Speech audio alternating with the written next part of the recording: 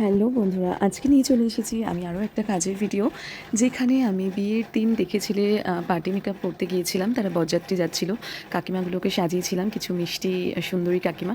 তো তাদের বাড়িতেই আমার রিসেপশনে বুকিং ছিল। বৌভাতের দিন আমি ঠিক টাইমে পৌঁছে গেছিলাম। যাওয়ার পরে ব্রাইডের তো ভাত কাপড়ের রিচুয়ালস চলছিল। ফার্স্টেই আমি এই দিদির মেকআপটা করে নিলাম।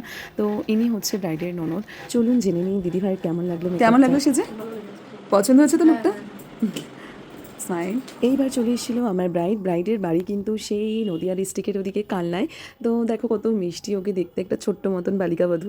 তো ওকে আমি আমার মতন করে হালকা একটা টাচ আপ দিয়ে মেকআপ করে দিয়েছিলাম। তারপর ও বললো হেয়ার স্টাইলটা তোমার মতোই করো, কিন্তু ওপেনের ওপর করো দিদি। তো আমার মনে হলো ওকে এরকমই ভালো লাগবে এই হেয়ার স্টাইলে, তাই ওপেনের ওপর মিডিল পার্টিং করে হেয়ার স্টাইলটা করেছিলাম। আর শাড়িটাও আমি এক প্লিট করে পরেছিলাম, যেহেতু ডিজাইনার কেমন ছিল। লাগলো সেজে? তো এই হলো ফাইনাল লুক। পছন্দ হয়েছে তো লুকটা তোমার? এদিকে চলে এসেছিলো গ্রুমকেও খুব ভালো লাগছিলো, দুজনকে খুব মিষ্টি লাগছিলো, খুব ভালো মানিয়েছে। অনেক শুভকামনা ওদের জন্য। আর আমি জিজ্ঞেস করে নিয়েছিলাম কেমন লাগছে বলো ভাই? পছন্দ হয়েছে তো লুকটা? খুব মিষ্টি লাগছে দুজনকে, তোমাকেও খুব সুন্দর লাগছে। এরপর চলে এসেছিলো আরেক দিদি, যার কথা না বললেই নয়। এই আমাকে টোটাল মেকওভারটার বুকিং করেছিল দুদিনের জন্যই। আর ওকে তো আমাকে সুন্দর করে সাজাতেই হতো, বিকজ ও বিয়ের দিন যায়নি। আর রিসেপশনে ওকে আমার সুন্দর করেই সাজানোর প্রমিস করা ছিল, যে ওকে আমি তাই চেষ্টা করছিলাম ওর ডিজাইনার শাড়ির সাথে ওকে ওপেন হেয়ার রেখে সুন্দর করে একটা লুক দেওয়ার। তো তাই হলো, ফাইনালি ওর হেয়ারটা করা হয়ে গেছে। দেখো এই হচ্ছে ওর ফাইনাল লুক, কত মিষ্টি লাগছে দেখো। আর চলো ওর কাছ থেকে আমরা জেনে নিই ওর কেমন লাগলো, আর তোমাদের কেমন লাগলো এই লুকটা, সেটাও অবশ্যই জানিও। কেমন লাগলো সেজে? পছন্দ হয়েছে তো? যেরকম চেয়েছিলে হয়েছে? সবার মেকআপ ঠিক আছে? এরপর চলে এসেছিলো আরেকজন গেস্টের মেকআপ, যিনিও ননদ ছিলেন। তো তার মেকআপটাও আমাকে করতে হয়েছিল। দেখো সুন্দর করে আমি করে দিয়েছিলাম। আর ও এসেছিল শিলিগুড়ি থেকে।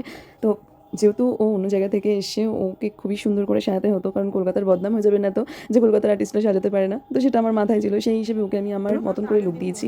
ওর তো ভীষণ পছন্দ কেমন লাগলো হয়েছে। সেজে? পছন্দ হয়েছে? পুরো মধুবালা। খুব ভালো লাগছে। তো কিছু কিছু ক্লায়েন্টের এত মিষ্টি হয়, ওদের মুখের হাসি বলে দেয় যে তারা কতটা খুশি হয়েছে। আর এই আমাকে এত হেল্প করছিল আমার কাজে, আমার কষ্ট হচ্ছিল বলে। তো সত্যিই ভীষণ আন্তরিক ছিল মেয়েটি। তো চলো ফাইনালি চলে এসেছি এবার আমাদের নেক্সট আরেকটা পার্টি মেকআপ, যেটা ছিল কাকিমা। ইনি হচ্ছেন শাশুড়ি, ইনারই ছেলের বিয়ে ছিল। তো কাকিমাকে সুন্দর করে আগের দিন আমি একটা ট্রেডিশনাল লুক দিয়েছিলাম। তো আজকে ভেবেছিলাম যে কাকিমাকে একটু অন্য স্টাইলের একটু হেয়ার স্টাইল করবো, একটু সাইড পার্টিং করে, যাতে দেখতে অন্যরকম হয় আগের দিনের থেকে। তো আমি সেটাই করেছিলাম। কেমন লাগলো কাকিমা? কাকিমার কেমন লাগলো। দুদিনের সাজ ঠিক আছে? বৌমার সাজ পছন্দ হয়েছে তো?